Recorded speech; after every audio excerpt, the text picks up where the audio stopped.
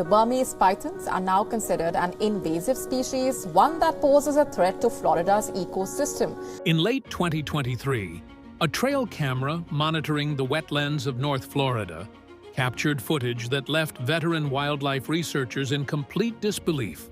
It wasn't a giant Burmese python. It wasn't a Florida panther. It wasn't even a dramatic hunt. Yet some scientists immediately realized they might be looking at one of the most important Everglades discoveries in decades.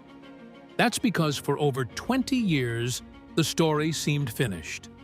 Invasive pythons had spread across South Florida, wiping out more than 99% of raccoons and opossums in some areas, and driving marsh rabbits to near extinction, leaving the Everglades food web in collapse.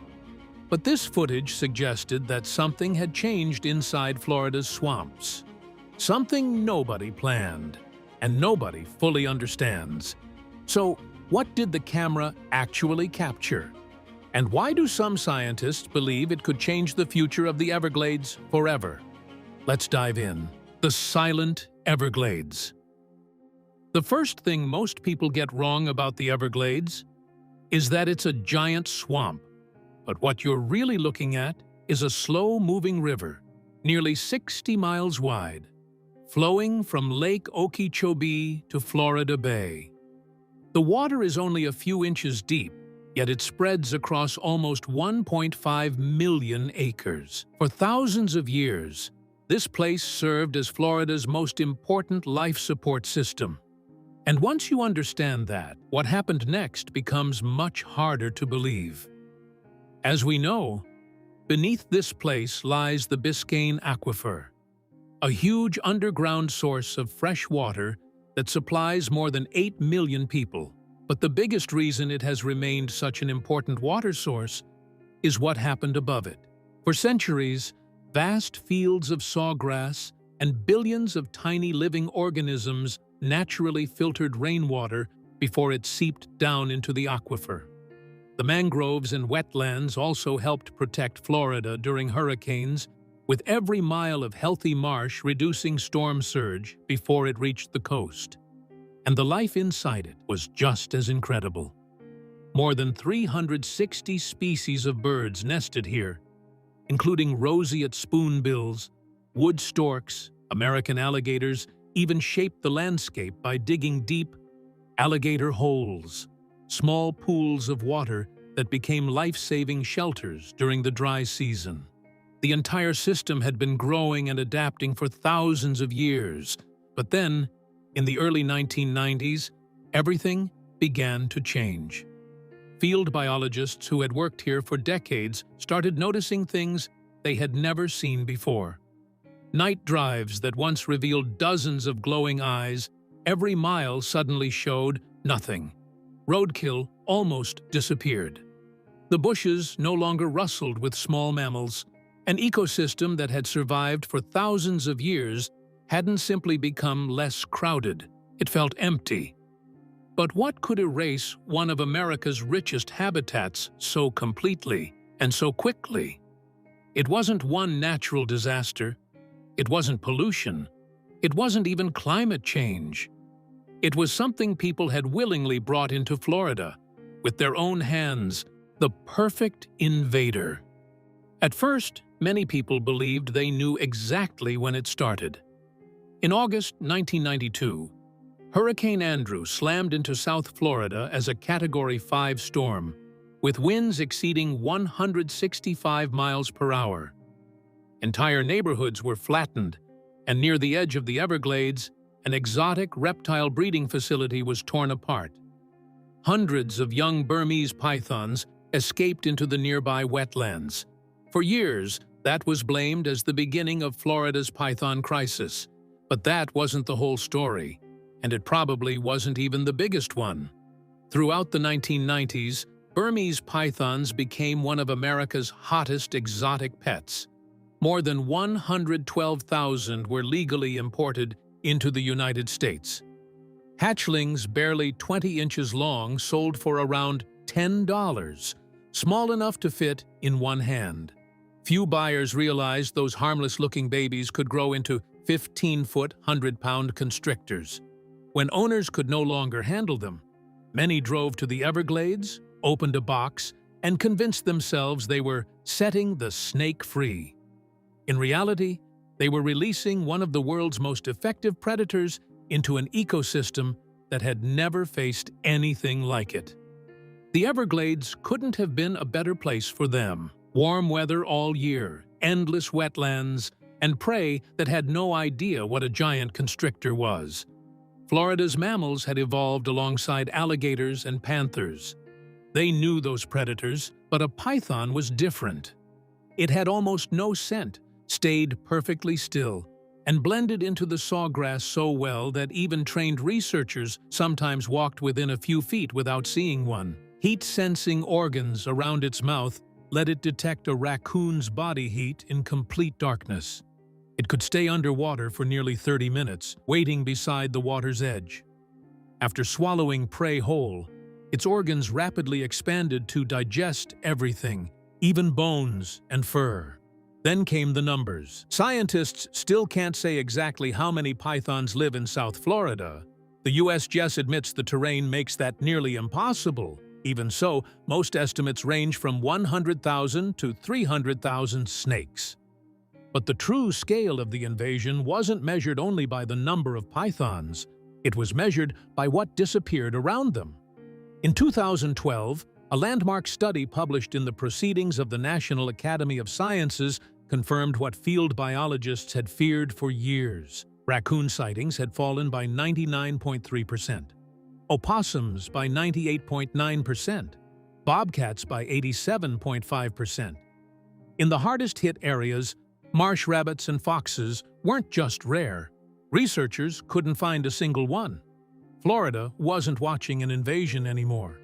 It was watching an entire food web disappear. And when officials finally decided to fight back, they discovered they were facing a predator built to survive almost everything humans could throw at it.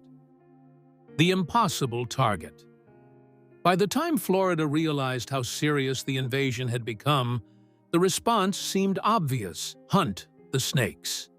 The state launched the Florida Python Challenge, an annual competition that pays cash prizes to anyone willing to search the Everglades. It sounded like a powerful solution. Hundreds of hunters entered every year, ready to help. But the numbers told a different story. During the 2024 challenge, more than 800 registered hunters spent 10 days searching the swamps.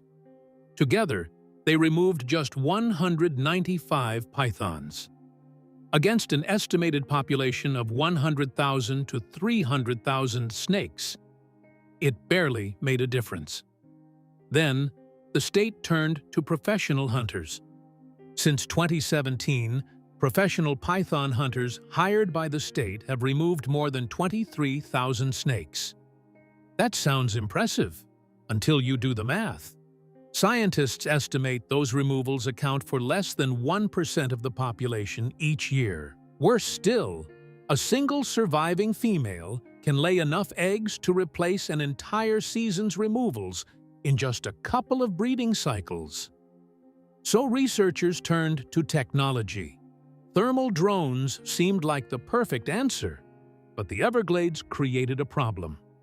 Thick sawgrass blocked infrared cameras, and because pythons are cold-blooded, they quickly matched the temperature of their surroundings, becoming almost invisible. Then scientists tried a different approach: the Judas Snake Program. Instead of searching for every python, researchers captured large adult males and surgically implanted GPS and radio transmitters inside them. During breeding season, these tagged snakes were released back into the wild. They unknowingly led scientists to hidden groups of breeding pythons, allowing hunters to remove fertile females while the tagged male continued the search. It became one of Florida's most effective tools, but that alone wasn't enough. Then Dr. Ian Bartoshek and his team at the Conservancy of Southwest Florida noticed something even more concerning. The snakes were disappearing from places where they were once found. They were moving away from roads, levees, and human activity, retreating deeper into areas almost impossible to reach. Nobody knows exactly why. Maybe surviving pythons learned to avoid humans, or maybe years of hunting removed the careless ones, leaving behind only the hardest-to-find snakes. The second invasion. That invader was Raccoons orientalis, better known as the snake lungworm. It's a blood-feeding parasite native to Southeast Asia, where Burmese pythons have lived alongside it for thousands of years. Over time, the snakes developed a natural tolerance. But when the parasite arrived in Florida, it entered a world of native snakes that had never encountered it before. The discovery came from Dr. Cristina Romagosa and her team at the University of Florida's Institute of Food and Agricultural Sciences. They weren't looking for a new disease. They were simply performing routine health checks on native species like garter snakes and pygmy rattlesnakes. But something looked terribly wrong. Many of the snakes were painfully thin. They barely moved. Some struggled to breathe, each breath sounding harder than the last. Then came the necropsies, animal autopsies performed to determine the cause of death. When researchers opened the lungs, they found them packed with living parasites. In some of the smallest snakes, the worms were nearly 3 inches long, stretching and tearing delicate lung tissue while feeding on blood. In the worst cases, researchers even found living worms crawling out of dying snakes' mouths as the animals slowly suffocated. And the way the parasite spreads is just as disturbing. An infected python sheds thousands of microscopic eggs in its waste. Insects feed on it, eat the infected insects. Then a native snake eats one of those animals. Once inside, the larvae burrow through the stomach wall, travel upward through the body, and settle permanently inside the lungs, where they grow and reproduce. At first, scientists believed removing the pythons would stop the outbreak. They were wrong. Researchers have now confirmed the parasite in at least 18 native snake species, and it has spread far beyond the Everglades, reaching as far north as Jacksonville. The missing predator. That species was the Florida cottonmouth, one of the state's most feared venomous snakes. Researchers examined cottonmouths from multiple locations, yet found no trace of Raccoons orientalis. It was as if the parasite simply couldn't survive inside them. Nobody knows exactly why. Some scientists believe the cottonmouth's venom somehow damages the parasite before it can take hold. Others suspect its immune system or blood chemistry destroys the larvae before they ever reach the lungs. For now, those are only theories. The cottonmouth's resistance remains one of Florida's biggest wildlife mysteries.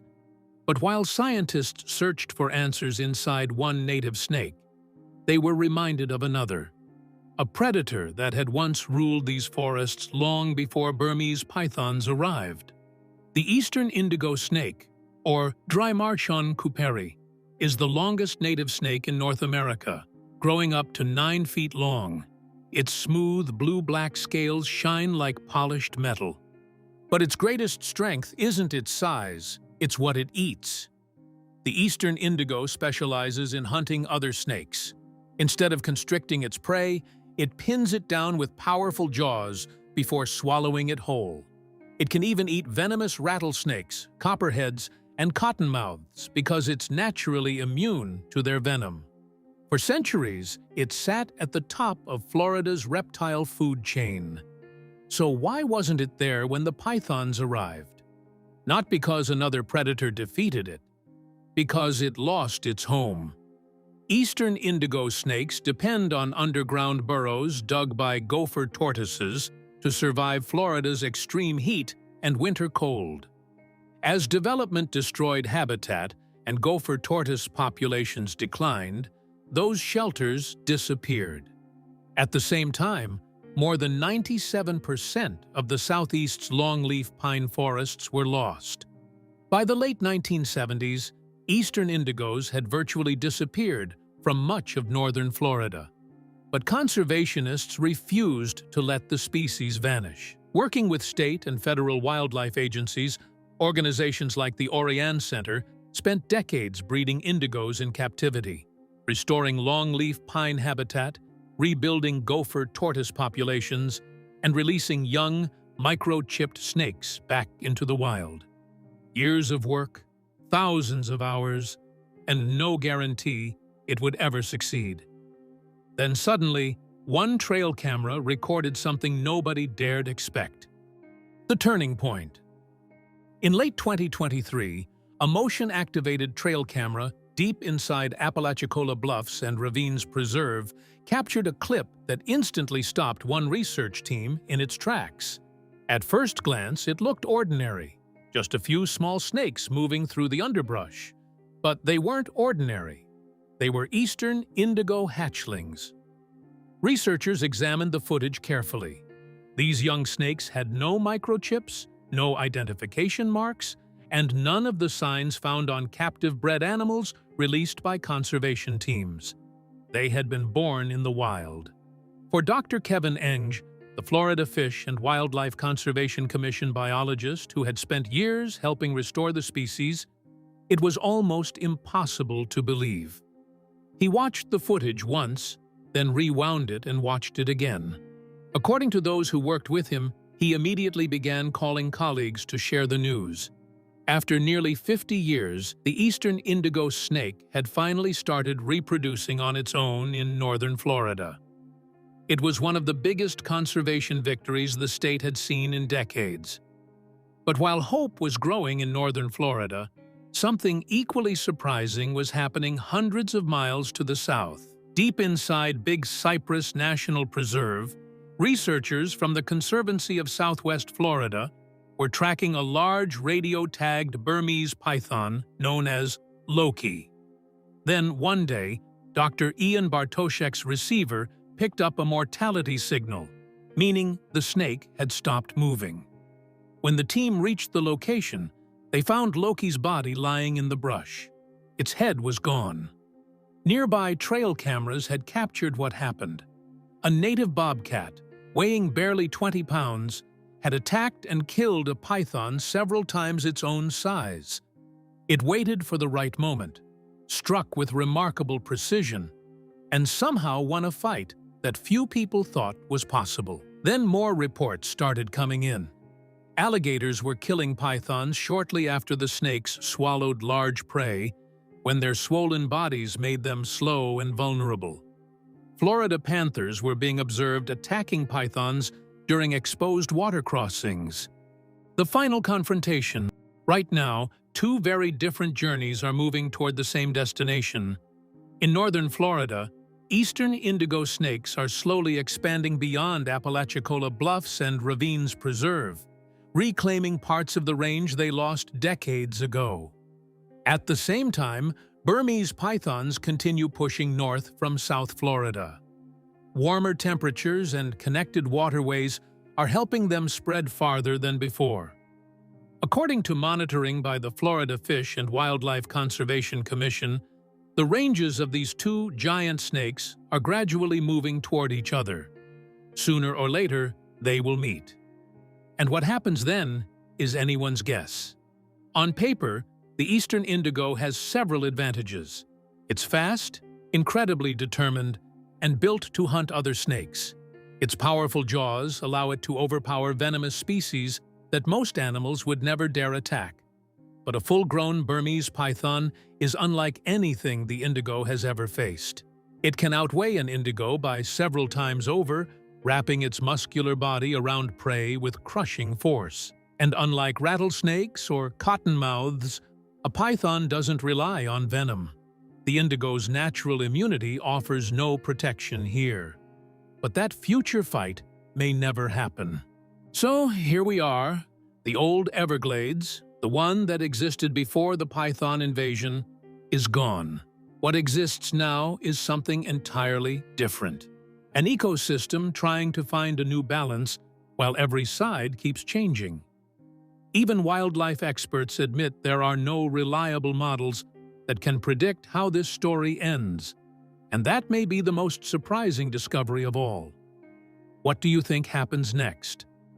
Will the eastern indigo become the predator that finally pushes back against the pythons? Or has the invasion already changed the Everglades too much to reverse? Let us know your thoughts in the comments below. If you enjoyed this video, don't forget to give it a thumbs up. And if you want more incredible videos like this, be sure to subscribe to the channel. Thanks for watching, and we'll see you in the next video.